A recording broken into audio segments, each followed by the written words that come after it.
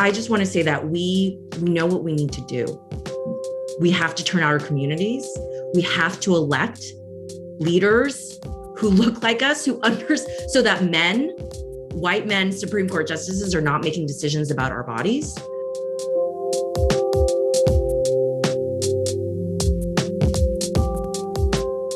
Hello and welcome, everyone. I'm Saraya Wintersmith. I'm a reporter here with GBH News.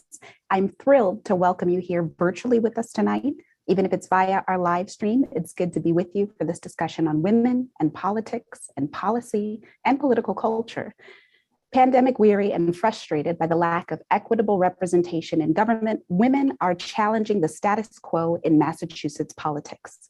We've got a fabulous panel who we're going to ask what the state's government can do differently and how it can create a more equitable Commonwealth for women. The theme tonight is momentum, remaking the women's political contract. We have 5 dynamic women here who are itching to discuss what our history-making moment in Massachusetts, with women up and down the statewide ballot, means for our political culture and policy. I love this panel because it's composed of women with different backgrounds and life experiences and different insights to share, but they've all been engaged in the work that is conceiving, planning, and running the initiatives and programs that are helping to empower women politically. With that, here are the panelists. Sasha Goodfriend is a community organizer, curating feminist and queer experiences through partnerships with statewide government, community organizations, and creatives alike. She works to advance the mission through her roles as executive director of MassNOW, the state chapter of the National Organization for Women, and as a consultant with the Boston Tenant Coalition and Our Bodies, Ourselves. She also serves as a board member for the Transgender Emergency Fund and of the Massachusetts Commission on LGBTQ Youth. Sasha graduated with a BA from the Pardee School of Global Studies at Boston University, majoring in international relations with a minor in women, gender, and sexuality studies, and received her master's in public policy from Simmons University. Welcome, Sasha. Diana Hwang is the founder and executive director of the Asian Americans Women's Political Initiative, or API, the country's only political leadership organization for Asian American and Pacific Islander women. In 2020, Diana was the first political organizing director for She the People, a national network of women of color working to transform the nation's political system. Diana was a former candidate for the Massachusetts State Senate, and she was profiled as one of Boston's most powerful thought leaders in Boston Magazine, and has been featured as a speaker at the Center for American Progress in Washington, D.C., and at several colleges, including Wellesley, Northeastern, Dartmouth, and Salem State University, where she gave the annual convocation address. Welcome, Diana. Dr. Laurie Nsiah-Jefferson is director at the UMass Center for Women's in Politics and Public Policy, and a graduate program director for the Gender, Leadership, and Public Policy Graduate Certificate Program. Nsiah-Jefferson earned a PhD in social policy with a concentration in health policy and health sciences from the Heller School for Social Policy and Management, and a master's in women and gender studies from the Graduate School of Arts and Sciences at Brandeis University.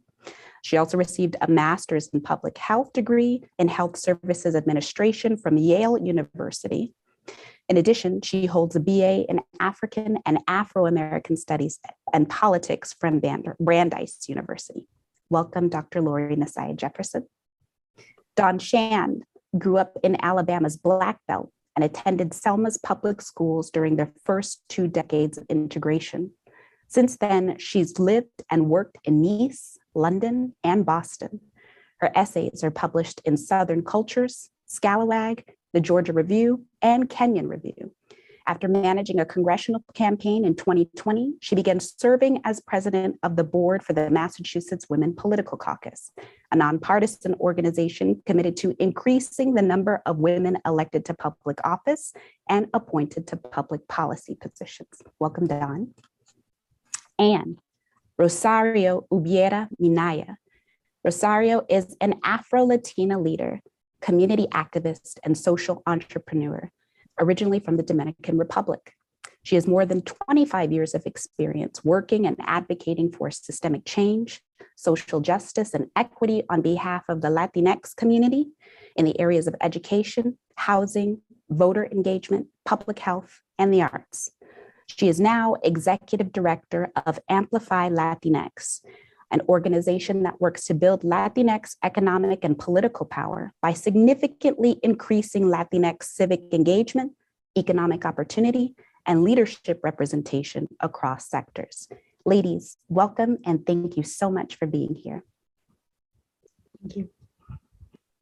So last Friday, the United States Supreme Court officially overturned Roe v. Wade, upending the ruling that established the constitutional right to abortion. I can't think of a more relevant backdrop for our discussion on policy and political culture shifts than this ruling and the new landscape for reproductive care that's soon to follow. I'll just go down the line and ask each of you to sum up a bit about what this ruling means for your work. And if you would like, share what you're going to be advocating for on this here in Massachusetts. I'll start with Sasha Goodfriend. What does this do for MassNOW's feminist agenda and the ways you'd like to improve the lives of women in the state? Thank you, Saraya. So MassNOW has been fighting for a feminist democracy for over 50 years, and abortion access, the right to bodily autonomy, has always been central to what founded us as an organization and what is still our mission to really achieve true access to body autonomy for all people with who reproduce in Massachusetts. So we have over 40 bills on our legislative agenda that we are fighting for right now, and a number of them are about increasing access to abortion, such as having the abortion pill available to students in public universities in Massachusetts is something that we are fighting for right now. Another bill that we're fighting for is to have comprehensive sexual health education, because that is not the reality for students across Massachusetts right now. And we can't even, before we even begin the conversation around abortion access, we have to talk about having language to talk about consent and what happens to our bodies as well. So this is a whole lifetime life cycle of policies that we need to be putting forth as a state, in addition to making abortion more accessible in terms of cost, in terms of taking time off of work, and in terms of making sure that people from around the country are able to come to Massachusetts and get that care here if they're not able to get it in the state that they're currently living in. Mm-hmm. Diana, I'll call on you next. The Pew Research Center last year reported that Asian Americans recorded the fastest population growth rate among all racial and ethnic groups in the US between 2000 and 2019. The idea of being able to regulate when you'd like to grow your family is kind of tied to that growth. Is this an issue for Api? I just want to first say that, we've been through a lot. And I think the Supreme Court ruling this year really makes clear everything that's at stake. There is a deliberate and very outright war on women going on right now. And one of the things is that Api is about building political power with the anti-Asian hate going on and all of these things, we've been not only invisible, but there is an effort to tear down our community. And so we have actually, in response to Roe, launched Api Mobilize, which is the goal is it's a first of its kind organization to activate, turn out, and elect pro-choice, progressive Asian American Pacific Islander women leaders, because that's what we know, right? Like the next battleground are states. It's why Massachusetts matters as a leader on this. And 13 trigger laws went into effect the day Roe went down. So a lot of us have been preparing for us. For the way we know how is to turn out our communities to vote when the stakes are so clear. And 93% of Asian American Pacific Islander women believe that we should have the right to have reproductive choices. And we are focused on states, including Massachusetts, where we are, as you said, the fastest growing population, as well as are the margin of victory in key races where we can make the difference. So there is so much grief. There is so much pain. There is a lot of lack of recognition of what our country is right now. But I just want to say that we know what we need to do. We have to turn out our communities. We have to elect leaders who look like us, so that white men, Supreme Court justices are not making decisions about our bodies. So that we are even more clear now about the path forward. Mm-hmm. Dawne Shan, I'm aware you recently organized a committee to run for the State House of Representatives' first Essex district. So you're exploring a run for office, really trying to achieve the mission of the Mass Women's Political Caucus. Nationally, elected officials have urged folks to think about this issue as they head to the polls in November. Do you think it's going to be as big an issue in our big blue state? I think that's a great question. I certainly hope so. I feel like Massachusetts is an unusual state. We tend to think of politics as things that happen elsewhere and not that happen in our backyard. But there's a lot of great work going on in this state, and there's a lot of great work going on in the organizations that you see represented in this panel tonight. And it's an honor to be with these women and to really talk about what we want to see our next government do. We have such an interesting opportunity here with so many women running for state constitutional officers. So really, I think we want to talk about what possibilities are opening up to us.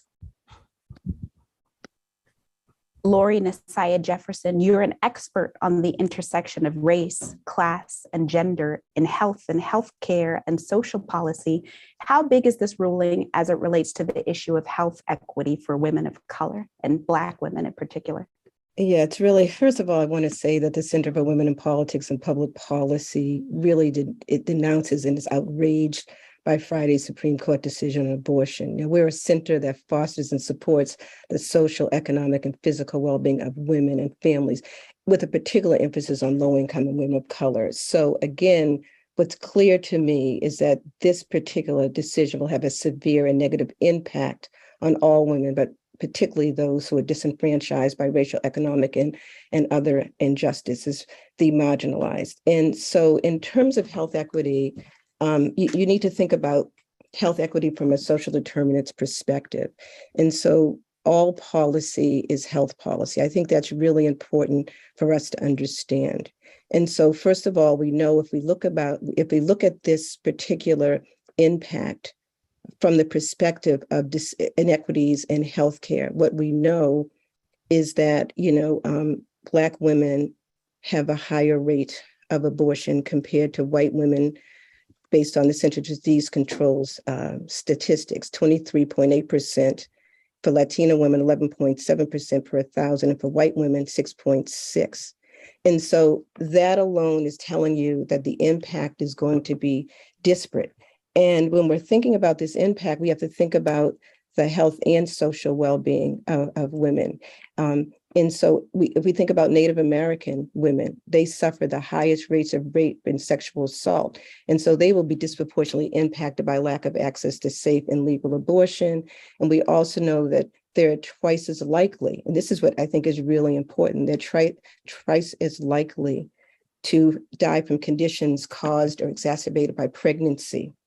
And so consequently, access to abortion can be life-saving in many, many ways. And so we know that if we're looking at this, we have to look at it by race, ethnicity, but we have to also look within race, ethnicity. For instance, one of the things that's important to think about is a decision of the Scottish decision on immigrant women will vary dramatically depending on their English proficiency, income level, immigration status. And so when we're looking at women, we have to think about, are they living in rural areas? Do they have disabilities? Are they living with disabilities? What the income level is, English proficiency, all of that is going to make a difference in terms of the impact of this decision. But I do want to underscore that this particular decision must be put into the larger context of significant racial and ethnic and economic inequities and utilization and quality of care. And then last thing, women are now this is probably the worst time for this to happen. We have galloping inflation, raising gas prices, and grocery store costs. So this is not a time to actually foster and move forward more economic inequality and economic insecurity. Rosario, your organization works to increase representation of Latinx residents in decision-making roles and to advance economic and political power. What implications does this ruling have for those goals? I hear Dr. Laurie talking about particularly marginalized communities like immigrant communities.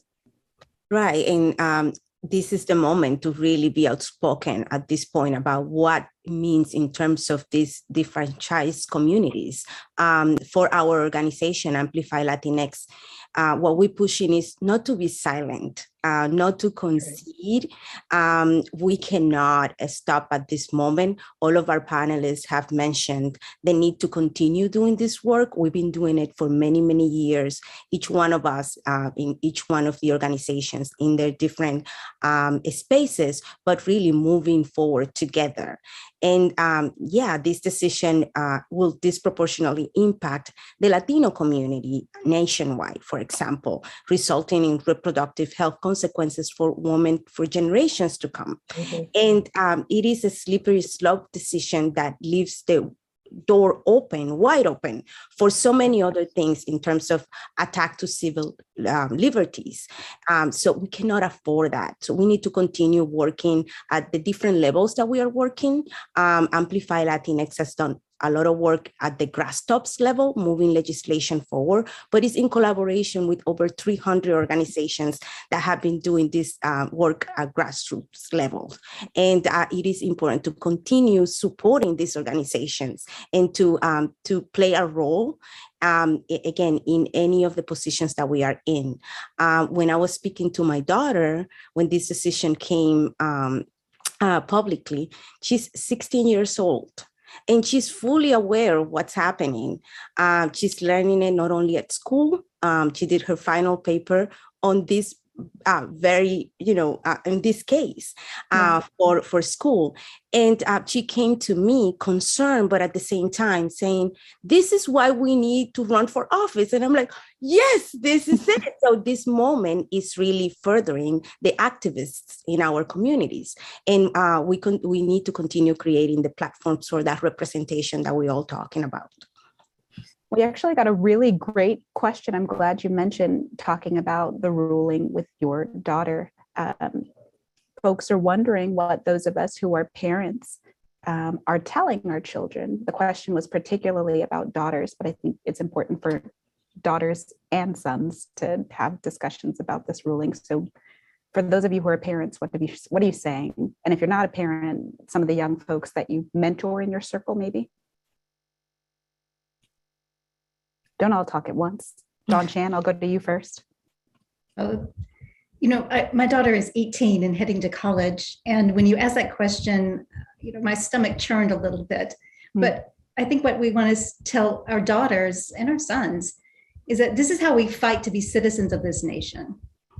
That we will continue to argue that women are to be treated well in this country and that we need autonomy, and we would continue to fight for our rights. Dr. Laurie? Yeah, so one of the things that I was bringing forth a few minutes ago is that when we think about this decision, we need to think about this decision in a larger social context. Again, one of the things that I think about this decision, that it really has everything to do with systemic racism, xenophobia, and the lack of regard for lower income and people of color. And I'm going to say something bold. This is part of the American reality, racism and lack of regard for those who are marginalized. And so when we think about this particular decision, we can't think about this decision only in reference to the specific decision. We have to think about all the ways that this decision came about. What were the antecedents? And so when we're fighting for a way to change and to make a difference and hope that this never happens again and to overturn this, and it's critically important that we make sure that we're looking at this on multiple levels and fighting all of the things that move us toward this. And I think that's really very important. And, I'm a mother too. My son is a little bit older, and he actually worked on Capitol Hill for a number of years. He worked for the Congressional Black Caucus. And one of the things that he always said was that, we really need to double down. All of us need to double down in reference to this particular work. And what does that take? What does it take for people not just to get excited about and motivated to move the needle right now, but to continue to move that needle? And so hopefully in a month, we're still concerned. And a month later, we're still concerned, and we're continuing to fight. That's what I think is really important. And Diana? I just flew back from Atlanta. I almost missed this panel. I was like, oh my God, I made it. I'm here. But I was just really lucky in a lot of ways.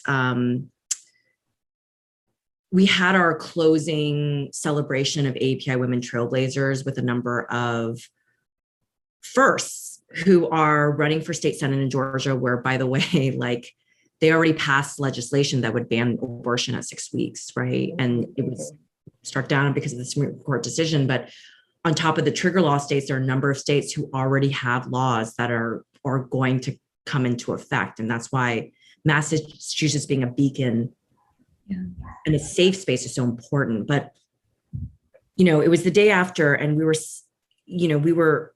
we started up top by acknowledging it, but we really just wanted to say, like, we all know and we feel how heavy this is, but it is so important to also create space for joy while we continue fighting for our rights and for our communities, right? Like the trauma and pain facing our communities, and particularly communities of color, have felt nonstop, right? Like, this isn't that's part of the wearing down of our communities. So for us, I think what we said to our first inaugural class of, we call National Civic Impact Innovators, who are literally designing and leading projects to create social equity in our communities and mobilize our communities, is, we make a deliberate choice intentionally to create space for joy and to celebrate and uplift each other, because we need each other more than ever right now.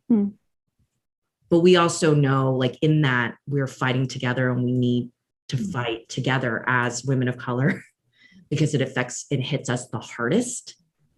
But that, like, we are not going to allow this to take away our joy as well.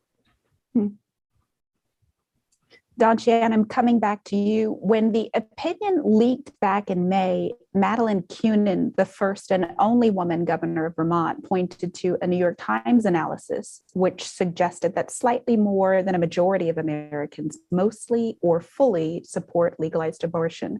She wrote, people must find ways to translate those positive numbers into political power. I wonder, could you tell us about where gender representation in Massachusetts politics currently stands? Yes.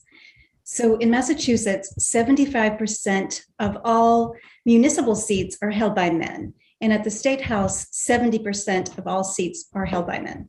And those numbers have barely changed in roughly 2 decades.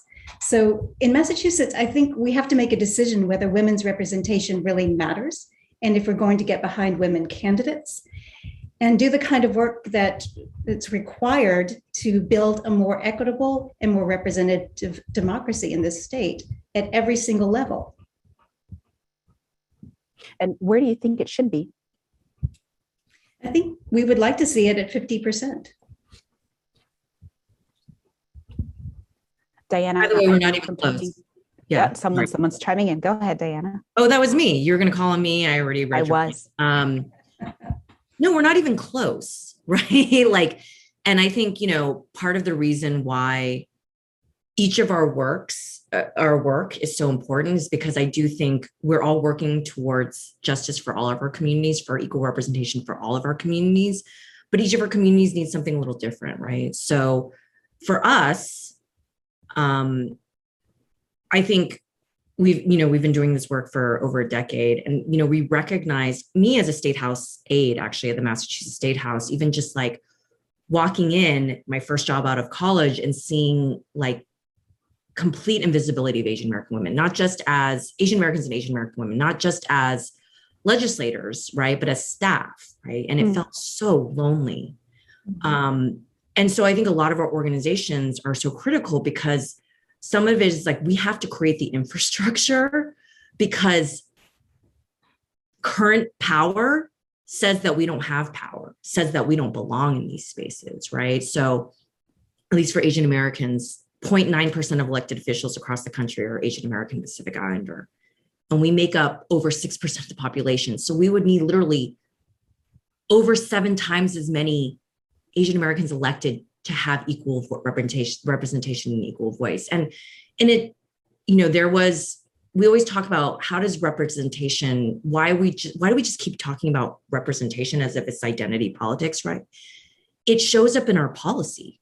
If you do not have people with diverse experiences who look like you in government, that means, issues that affect your community. No one's talking about cultural competency, right? No one's talking about language access. That's heavily an immigrant issue, right? No one is talking about how do you reach and meet people where they are because there's not the expertise at the table. So policy fails because we do not have a voice and a seat at the table. So it's not just about numbers, which sometimes it feels like, it's literally about impact and how do we actually meet the needs of our communities. Saraya, can I add one thing? Just to go back to what Diana said. I mean, so much of women's lives are unspeakable, and particularly in the public policy field. And that's something that our friends at MassNOW have also been teaching us. The words like menstruation weren't even uttered in the Senate until very recently. And I think the Roe ruling makes it extremely volatile to even talk about the reality of women's lives in the public sphere. So I just want to really reiterate the importance of what Diana just said. Like, this is why we need representative government and more women in politics. And I will just take that opportunity to jump in also and say that our vision for a representative government means that we'll also have trans and non-binary legislators, of which we have none right now in the State House. And we know that according to data looking at Massachusetts youth, 1 in 5 young people identify as on the LGBTQ spectrum, and that is a population that is growing. And so just to Dawne's point, not all people who identify as women will want to have a child or can choose to. And also vice versa, we're having, trans men and non-binary people need reproductive health care also. And we need language, we need data tracking systems, and we need healthcare providers and educational systems and legislatures that can all work together to make visible the populations and the communities that we know are already here in Massachusetts. I'm also going to jump in here just to give a quick example. And this is not necessarily a women's issue. It's, again, a representation issue.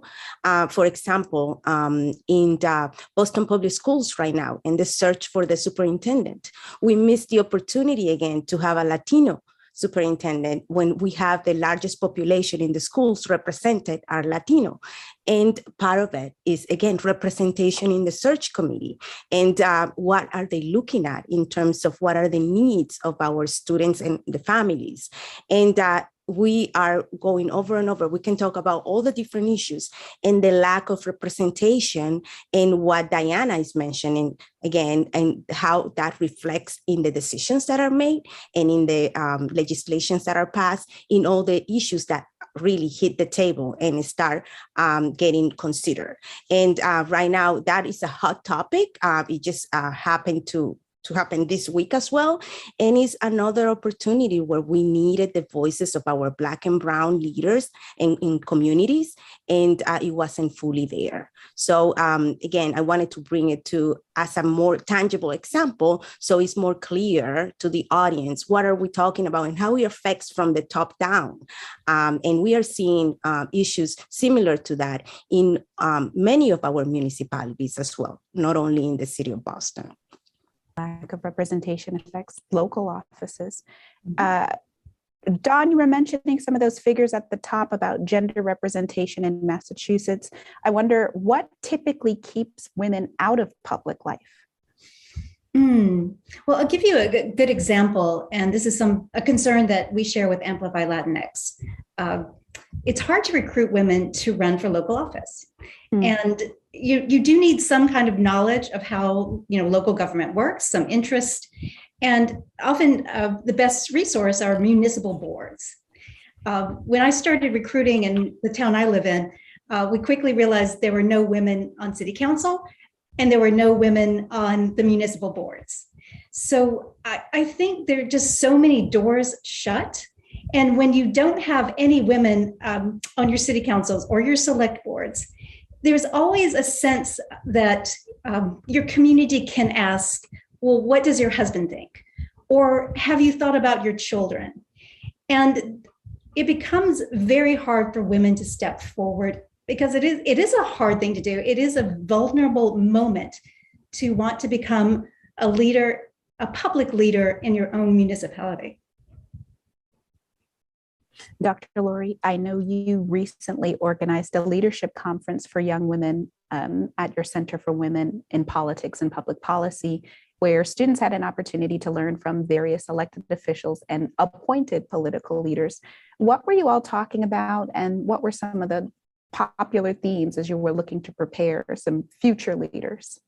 Well, first of all, really, really very excited that we completed our second annual New Leadership Massachusetts Summer Institute. And we had approximately 25 high school grads, undergrads, and recent college grads participating in this intensive 3-day program. And this program was created by the Center for American Women in Politics at Rutgers University, and we are the Massachusetts site. But we decided that when we put together this program, that we wanted to put together this program in concert with the ethnic institutes at UMass-Boston, because as an African-American leader of the center, I thought it was very, very important that we have diverse young women participating in this program. And this last year, and then I'm going to talk a little bit about what we talked about, we had students from 17 years old to 50 years old. You might say, well, wait a minute, this is an emerging leadership program for college students, but you have to remember that there are college students that are at the typical age, and then there's other college students, particularly Black and Brown women, who are coming back to school to get their undergraduate degrees later in life. And so one of the things that we thought was really important is to include not just political science and policy majors, but individuals who are majoring in all kinds of areas, including even accounting, because what this particular program does, it does prepare women to be leaders and to run for office, but it also prepares women to be good civic engagement leaders in their own community. And so one of the things that we found to be really exciting is that we thought it was very, very important that we put some of the key movers and shakers in Massachusetts in front of these young women. That was critically important.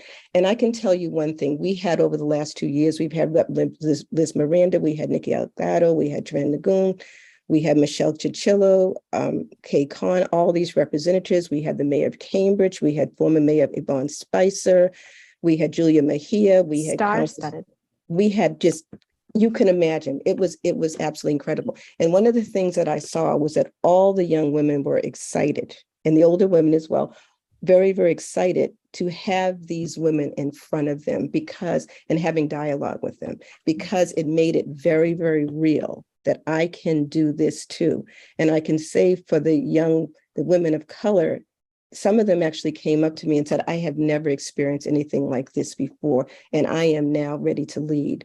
There were other young women who were saying, I was thinking that, politics was not for me. I was even thinking that school and graduate school was not for me, and I'm ready to roll back. So when you're doing these leadership programs, yes, you're focusing on political leadership and policy, but there's all these other unintended consequences for these programs. And so one of the things that, I want to say is that we also have our gender leadership and public policy program. And so what we want to do in these programs, whether it's the gender leadership and public policy program, whether it is the New Leadership Summer Academy, is that we want to make sure that young women and older women as well can explore the intersectional influences of gender, race, ethnicity, and class in the context of the larger policy environment. We want them to take leadership positions in the nonprofits and elected office and pursue advanced degrees as well. And this is all to say, and I will say one more thing that's really important. The programs that I mentioned are really very important for diverse women, but we also need programs that are specifically relevant and specific to women of color. And that is really very, very important. We know that the Massachusetts Women of Color Coalition, in which we have a very, very strong relationship with at the center, and also I am on their board, is that they have developed, they're in the process of developing leadership programs for seasoned leaders and also high school age girls. And what they're trying to do in reference to these particular programs is to provide them with the tools and strategies to combat systematic and structural racism that are deeply embedded in institutions and systems and policies. So at the end, what I would like to say in reference to this is that the pipeline must continue. These programs will create leaders who are credentialed, experienced, well-networked, and who utilize an intersectional and anti-racist stance to their work, who also value diversity, equity, inclusion. And we need women who are well-versed in the key issues of the day that impact on women and women of color. But what's also very important is that when we're having these leadership programs that we're helping these young women to develop creative strategies to address problems. And again, look at the antecedents to the problems, utilizing a root cause analysis, and also to really, really be able to critique outmoded strategies that have been proven ineffective. So again, we want to help these young women, and also again, older women, to be able to be the change makers that they're able to be. And so again, really excited. Our society is so rooted in unequal gender and racial and ethnic norms. So programs like the one you're describing are so necessary. In a way, it makes sense that this is one of the ways that you would motivate younger or less experienced leaders to take on political office or graduate school. And we just have a good time too. We just have a great time. Of course. With the young women. Sasha, Goodfriend, speaking of unequal gender norms, MassNOW convened the Massachusetts Menstrual Equity Coalition 3 years ago. What was the goal there? Speaking of having so much fun, we have so much fun at MassNOW talking about periods, not an issue. We've been bleeding, as you all know, since forever of time. And yet in 2019, we looked around at Massachusetts and realized that as a state, as a public policy body, we had never talked about periods before as a public policy issue. So we looked around to New York City, which had just passed a bill to make products free in schools, prisons, and shelters. And we worked with our lead sponsors at the State House, shout out to Rep. Livingstone and Rep. Barber and Senator Jalen, to draft what we affectionately call the I AM bill. I AM is an acronym for Increased Access to Menstrual Products. Also, I am unapologetic about being a menstruator and talking about periods is all part of the unlearning of the shame and the stigma that we have been taught through the media, through our friends and family and our cultural values, and trying to make this issue, which many people in Massachusetts face, a public policy issue, because it's a really affordable issue that right now, when we have the biggest state budget out of our country's history, this is something that we should be able to address. And especially now after Friday's news, I think when we're looking for issues that we can all come to agreement on, this has been a bipartisan issue across the country. It's bipartisan in Massachusetts because the Senate unanimously voted to pass the IAM bill in March.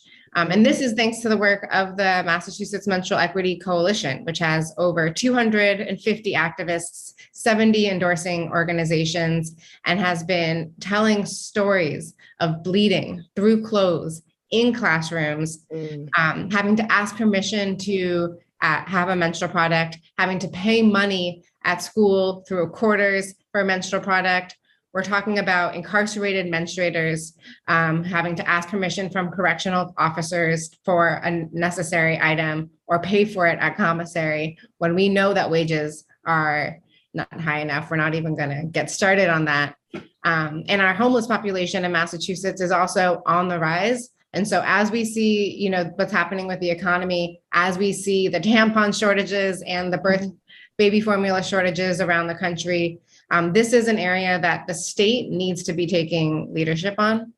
So we're hopeful that in the next month of the legislative session, there can be enough civic engagement on the local level, people who are listening here that can find out who is your state rep, give them a call, talk to their legislative aide, and say that you want the IAM bill passed this session so that we can start our next school year, if you will, on a little bit more of a equitable playing field.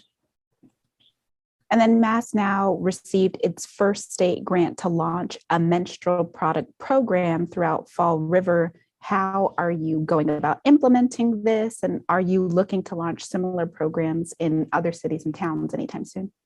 Yeah, we are so excited to have received this state grant in order to partner with the city of Fall River. So through this state grant, we've been able to partner with the superintendent of Fall River to make a permanent policy to make period products free in all schools ongoing. That's elementary school through high school, because some people get their periods at 10. Lots of people do. But we're also partnering with 16 community agencies, some shelters, some community centers that are serving low-income people, but also a lot of areas that go beyond the scope of the IAM bill. For example, we're partnering with the foster care system in Massachusetts, which does not reimburse families for menstrual products. And so we can see already that there is a long way to go after the IAM bill is passed to really meet the need of low-income menstruators. And I also want to give a huge shout out to the organization Love Your Menses, which is a Massachusetts-based organization that with us is doing menstrual equity workshops for schools and for community organizations that are available to people all over the state. And we know that menstrual education is important, not just for people who menstruate, but for everyone, because not talking about it, once again, is part of what creates this stigma and shame around it. And so the goal for all of our work is about people having control of and making educated decisions around what happens to their bodies. And we're excited that this work is happening in Fall River, where it's already happened in Boston and in Cambridge and in Somerville. But we need to be getting outside of the Eastern Massachusetts urban settings as well, and really making sure that rural communities, every community in Massachusetts should have this right to menstrual dignity. So we hope that the state sees this as a first-time investment in an under-researched but long-time existing area, and one that the state will take leadership on, showing the rest of the country, but seeing period policy as a public policy issue looks like. We'll be watching that closely. I want to pose this next question to anyone that would like to answer. If there's anything that you've learned about women's leadership and political participation from the COVID-19 pandemic. I know one of the things that's forced me to consider in a new way is the reality of childcare and needing to work and earn money and support children, but also then having to pay sometimes the equivalent of rent to ensure that they're properly cared for. I'll just pause and also say that our state Senate President, Karen Spilka, has hinted that we'll see something out of the Senate soon. But ladies, anything from the pandemic about women's leadership or childcare? Once again, not a new issue, and yet it's been invisible from our public policy issue because we haven't been seeing the labor of childcare as labor. And so I am really grateful in a way that the silver lining is that it has been more made visible to all parents. And even though childcare is an issue that disproportionately impacts women because we're looking at women as single parent heads of households, we also know that this is a gender equity issue and that our goal is that everyone is able to parent and everyone is able to work. and that we know that when we invest in parents, we're going to invest in a Commonwealth economy that will thrive as well. So specifically to your point around the Senate president's foreshadowing, there's a bill that MassNOW and everyone here is really excited about, to make campaign funds usable for childcare costs, because right now you can use your campaign funds for food, a tuxedo, and yet you can't use it for childcare. And everyone knows that if you don't have childcare, you can't go out and do the public service work that an elected official is needed to do. And so if we want to see a representative government with more working parents in office, Massachusetts can follow the lead of over a dozen overstates, follow the lead of the federal government, which has actually already done this, and follow the lead of its own state research to make this a common sense solution, so that our next elections don't look like they do right now. They look even more representative and diverse. Rosario, I'm going to pick on you and start by saying the Economic Policy Institute says the average cost of infant care in Massachusetts is about $20,000 a year, or nearly $1,800 a month. That puts Massachusetts second behind only the District of Columbia for the most expensive infant care in the US. That goes down to about $15,000 a year when we talk about care for 4-year-olds, but that's still just if you have one child. What would you like our next governor to do to address the need for childcare and maybe even early childhood education?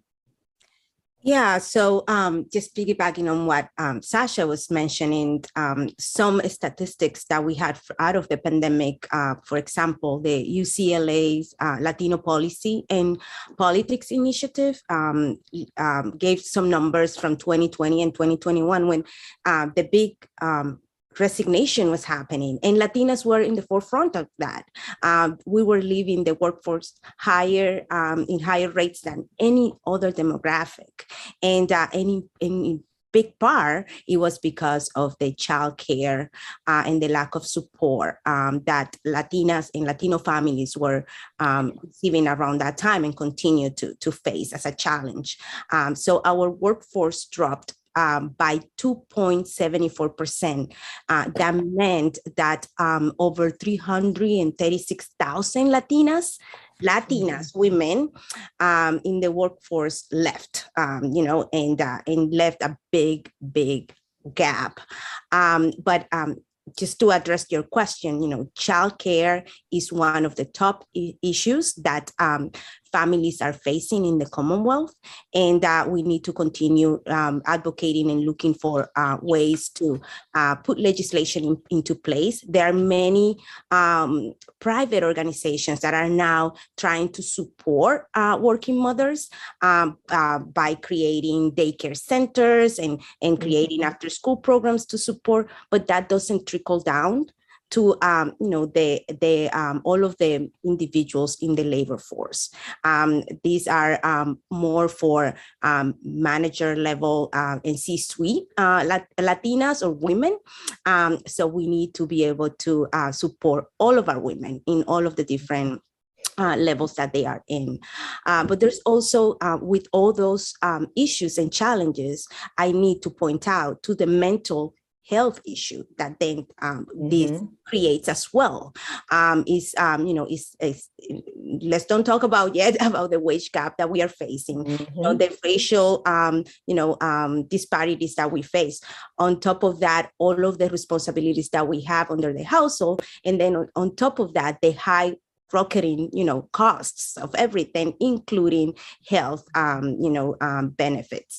And so we are, all of that combined with everything else is like really affecting the mental health of our families and of our women that are, in many occasions, the breadwinners and the head of households, but our families in general. So I think that these are one of the top key issues that should be at the table, that we should continue looking at it and finding the way that we can make this into a legislation for supporting especially Black and Brown women that are just in the center of this issue, as many have mentioned.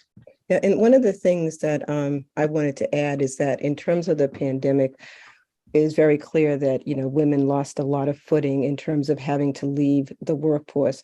But we also know that women of color, particularly Black and Latino women, left the workforce in high numbers, and they have not recovered in the same way in which white women have recovered. So, in terms of rebounding from the pandemic, in terms of employment, it has been somewhat more difficult, to say the least. And I think that when we're thinking about inequities in women's employment compared to men, but also in terms of looking at women of color, we need to think about high quality, affordable childcare, universal preschools, guaranteed access to permanent comprehensive paid medical and family leave, flexible workforce policies. I mean, there's so many things that we need to be thinking about.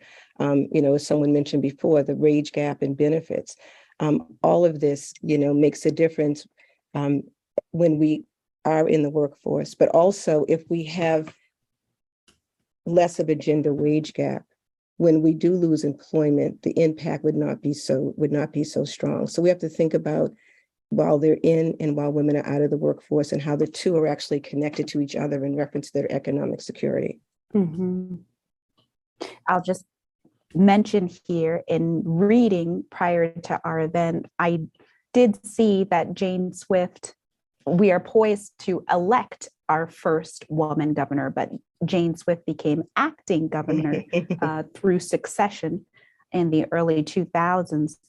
She had a campaign to be elected outright, but eventually withdrew. And I read that she recognized that Mitt Romney was a well-heeled, well-funded candidate, but she also had some flack for the optics of having her staff watch her children, and what a difference it might have made 20 years ago if folks were allowed to spend their campaign dollars on the very essential service of childcare. I want to remind our audience that if you have a question, please submit it using the Q&A box at the bottom of your screen. In about 5 or 10 minutes, we're going to start looking for some of those questions coming through there. Rosario and Diana, affordable childcare would free up more people to pursue work and maybe even start businesses, especially more women who you guys have already mentioned, just like the recent report from the Center for American Progress, women had to make more job decisions based on childcare considerations more frequently than men. I think both of your organizations have ideas about how our next governor can support woman-owned businesses and support young people seeking high-quality jobs. Sorry, you asked such a good question about the pandemic. Can I punt this one to Rosario? Sorry, do you feel okay with that?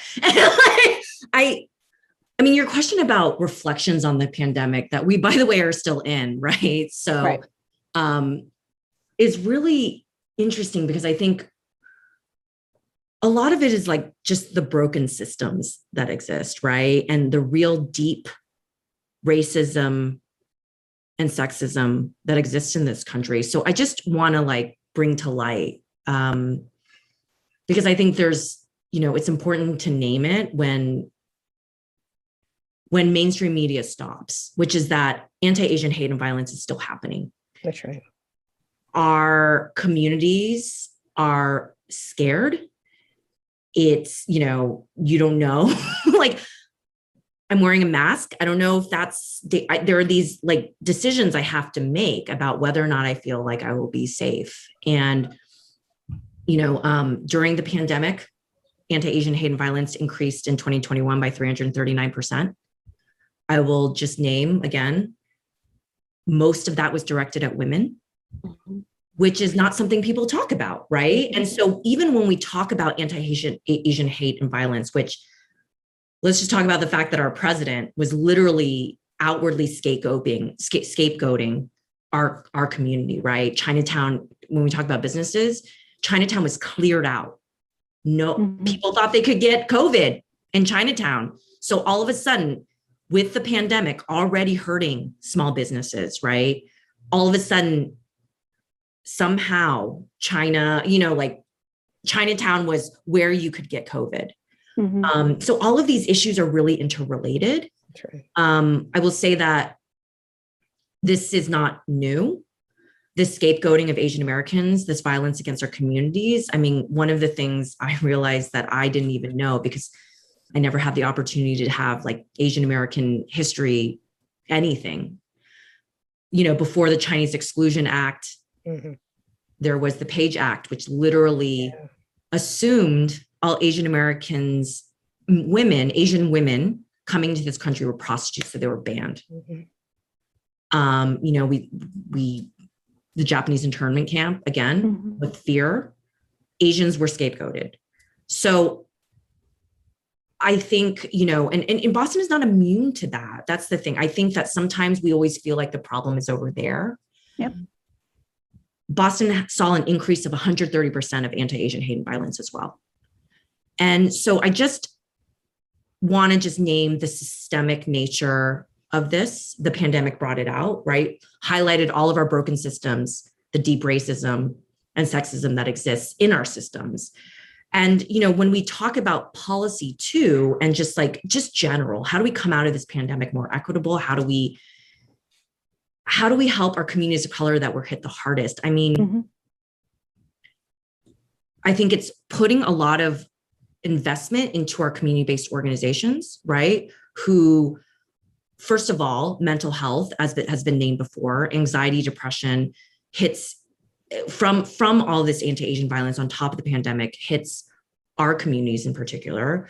They need to be culturally competent. They need to be accessible language-wise, right? And I think, making sure that there's funding for community-based organizations who provide survivor and victim services and violence prevention, right? Because I think there's a lot of talk about hate crimes, like the criminal justice system will make this go away. It's really systemic, right? And it's short-sighted and it's not actually the solution.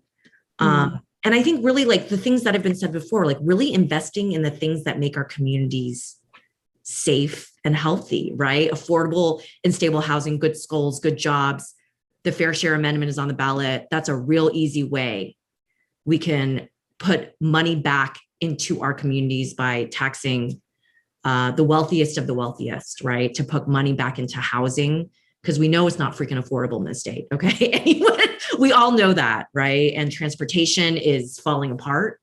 So I think a lot of these things directly benefit women and women of color when we put investments back into the community. Mm-hmm. And Rosario, did you have anything to add there? Oof, Diana. Yeah, no, she named it all. What I will say is in terms of the small business support, just because it's part of the work that we are directly involved in at Amplify Latinx, we continue advocating for funding to go directly to Black and Brown micro businesses. And these are in the majority women owned. And it comes out of that resignation and women opening their businesses, but also supporting, partners and others in their community that were launching small businesses. So since 2020, Amplify Latinx actually has created a sub-program under our Power Up Business Initiative that works specifically with micro businesses in Black and Brown communities. And we are part of the Coalition for an Equitable Economy that is focusing exactly on that, on taking, all the organizations that are advocating for this Black and Brown, Asian, Indigenous, and making sure that funding that is coming in right now is a big thing. Okay, ARFA funding, this, support the small businesses. But when we look at the numbers, carefully, we are noticing that they're not going directly to our Black and Brown micro businesses. So we created a coalition to advocate collectively for these funds, a portion of it to go specifically for those purposes. And what we need is technical assistance support, is access to capital, is access to training, is making sure that there's, foundation for these businesses to grow, because all of them are vital contributors to our local economy. And until we recognize that as a Commonwealth, and recognize that our health and financial health as a Commonwealth depends on these businesses, we are not going to be clear that we need to advocate for this specifically and name it. Another important thing that we need to continue talking about under the small business support is the contracting and procurement opportunities, really finding diversity there, that there's a lot of historically discriminatory contracting practices, not only in the city of Boston, but throughout our Commonwealth. So continue working with organizations and agencies and the local government in making sure that there's practices that are amended, that are really creating opportunities for women-owned businesses, Latino-owned businesses, Black-owned businesses, Asian-owned businesses to have access to contracting. And that means breaking down those contracts, making sure that there's access to training and certification and opportunities for growth also in that sense. We're going to go next to Kat Klein, who has a question from our Q&A box. First question comes from Representative Alice Wolf. What strategy will bring the diversity this panel represents to political leadership positions? Ladies, we said at the outset, we had a really diverse set of experiences and insight. How do we capture this diversity in political leadership? I think one of the things that, I wanted to bring up in terms of what the Center for Women in Politics and Public Policy is doing in partnership with the Collins Center for Public Management is that we're actually working directly with several municipalities in their efforts to become more equitable and inclusive. And, and it's been really a very, very eye-opening experience, because when you're working with municipalities, particularly small municipalities, there's a lot of work to be done. There's a lot of intensity around the particular process of change.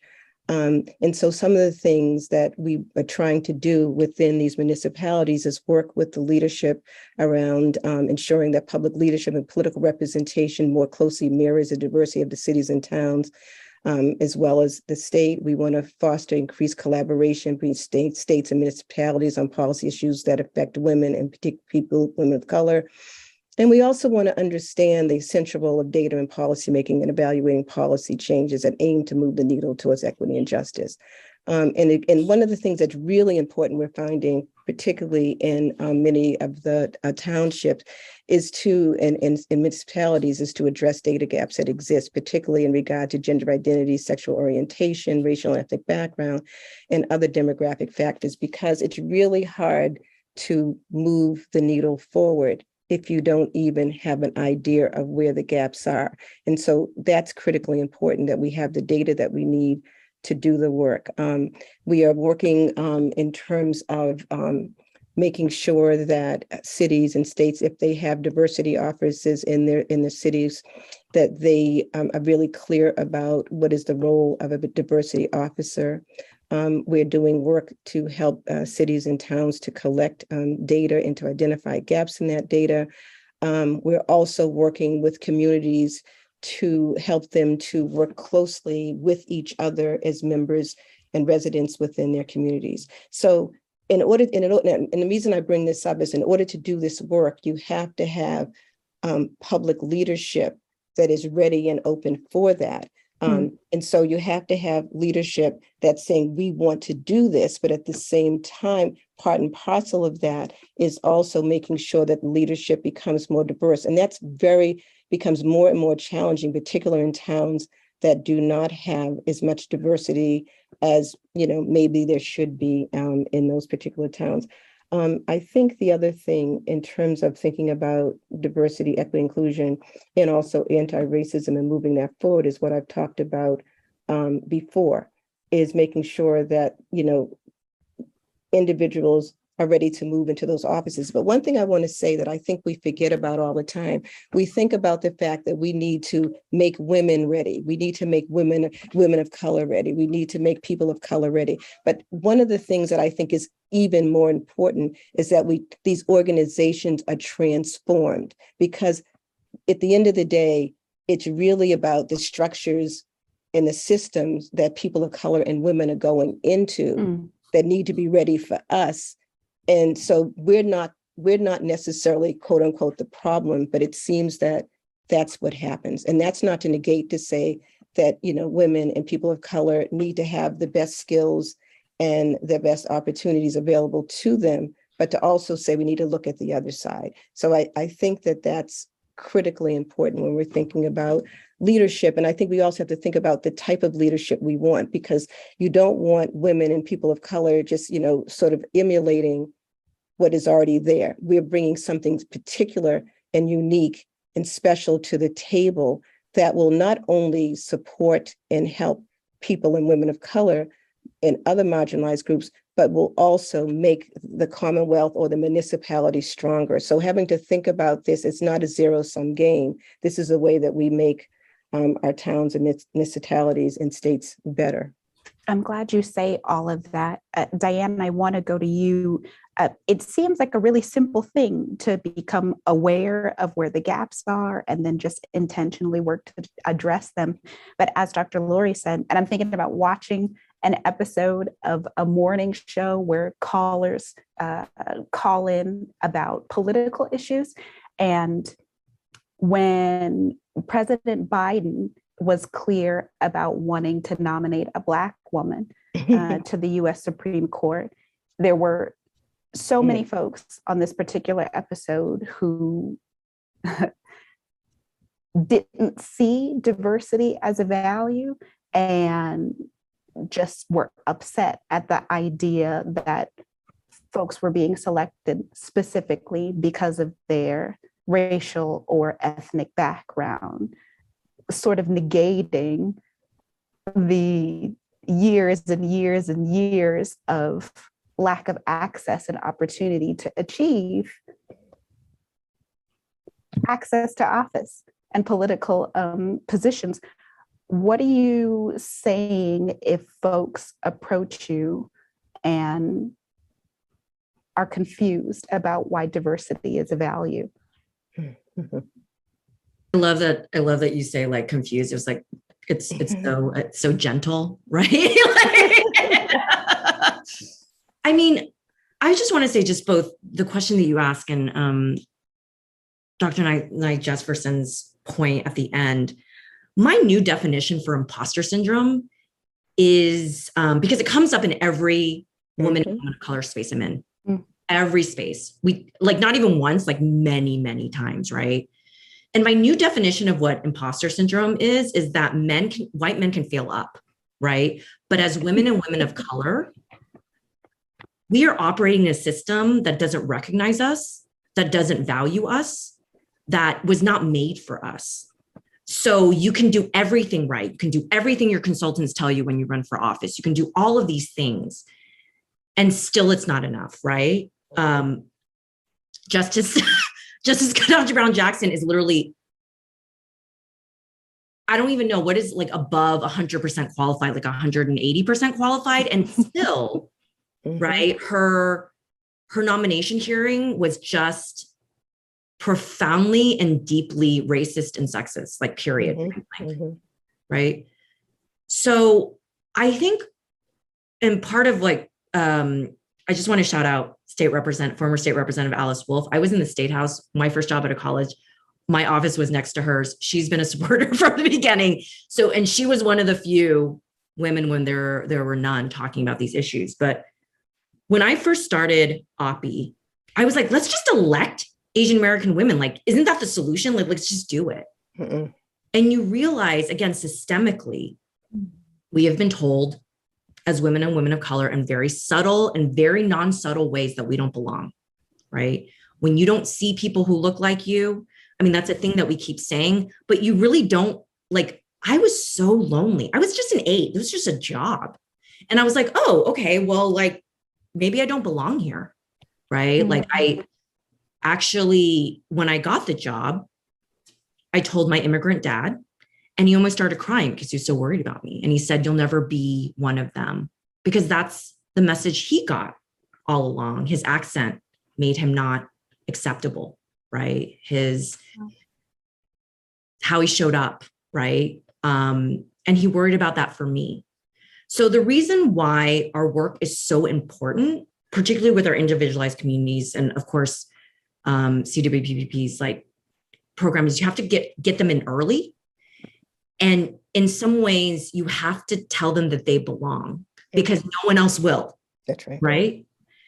And then, it's even interesting because our strategy is to really create the full pipeline, right? So that we're creating on one end organizers, staff, people who are mobilizing on the ground to help elect the later end of the pipeline. And the later end of the pipeline inspires the early end of the pipeline, because that's the full thing.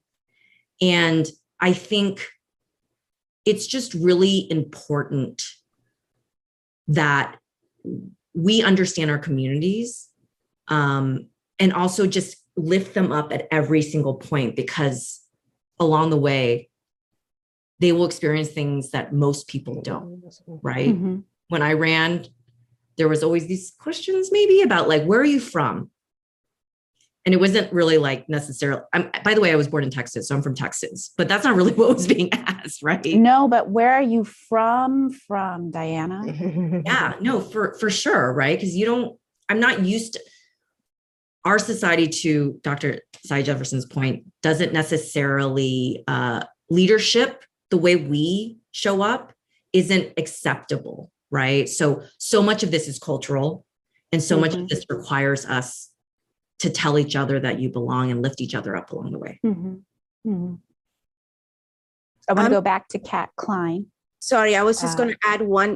We're going to wait. Rosario has an interjection. I think it's important to also name it in terms of the support that needs to be behind these women, these individuals that are running for office. I think all of us here are representing nonprofit organizations that are C3, right? I think we need to also understand that we need C4 forces behind these campaigns. We need funding that supports the nonprofit side of things, so we can continue educating and creating the training and creating the spaces. But in order to get where we need to get, we really need to not only put data behind it, but money behind it. We need to put funding behind it. And there are many campaigns that start and then they die out because there's not enough support at that level. And we're seeing it locally and we're seeing it nationally. The millions of dollars, billions that need to be raised at the national level to continue aiming for that representation that we're all talking about needs to be shown in those numbers in funding. So C4 and organizations also need to exist in the space to continue supporting women of color. I want to go back to Kat Klein now, because we have a fun short question from Arlene Hill, and I think this will close us out. How long would it take for women to become a majority in the House/Senate? So ladies, as our closing question, give us a prediction. How long before women are the majority in our state House and Senate? It depends. It's not just going to happen on its own. That's what I'm going to say. To Rosario's point, it requires investment, right? The more investment there is, the more recognition. Because right now, white men are deciding our bodies. So like we're in a real backwards place right now. So it requires investment in our communities. It requires us to continue doing the work. And I will say, I think this moment makes it real clear about what's at stake. So I'm hoping 2050, question mark. 2050, question mark. Dawn Shan, will we see it in our lifetime? I do hope so. There's some sense that when you get to the 30% threshold, that the numbers increase exponentially at the State House. But we got to 30% and the pandemic really battered those numbers. We've seen 11 women leave the State House. So I'm going to say 2040, just to be optimistic. 2040, optimistic. Dr. Laurie, what do you got? I don't actually have a year, but my whole thing is we just have to keep kicking ass. And one of the things I think is important to note is that we want 50% representation of women, but also what we want is a proportion to be equal to the number of women of color as leaders as well. So we want to see representation both equally for women and also for women of color and other marginalized groups. That to me is really important. Until we see that representation across the board, I'm not going to be satisfied. Sasha, Goodfriend, how long? Great to hear these other numbers. Yeah, I guess I would say at this rate, it's not going to happen in maybe a lot of our lifetimes. Like would say 2060, maybe even farther. Like we're not moving fast enough. And also the conversation has already evolved to like the point that's been made before around it not being a binary representation that we're looking for. Never was, but especially now more so, we need non-binary and trans legislators and people of color to have the gender equity government that we've been waiting for. And Rosario. Well, I agree. We have a long road to go ahead, but also that we are taking steps to get there. For Amplify Latinx, we pledge that we have an initiative that is called 25 by 25 that we launched this year. And it's basically to help 25 Latinos to run for office and hopefully be elected by 2025. It's a hefty goal, but it is one that we work every day in making sure that we are creating the spaces for that to be achieved. Ladies, we're out of time. I think that's a good place to leave it, though. Thank you so much for your time and your thoughts and your expertise this evening. Thank you to the GBH Forum Network and the Mass Women's Political Caucus for this production. And a big thanks to you for joining us virtually. We hope to see you again on September 20th, when your favorite moderator and mine, Callie Crossley, will be sitting in the chair for another discussion after the September preliminary election. And that'll be live here at GBH's Yawkey Theater. Until then, good night and take care.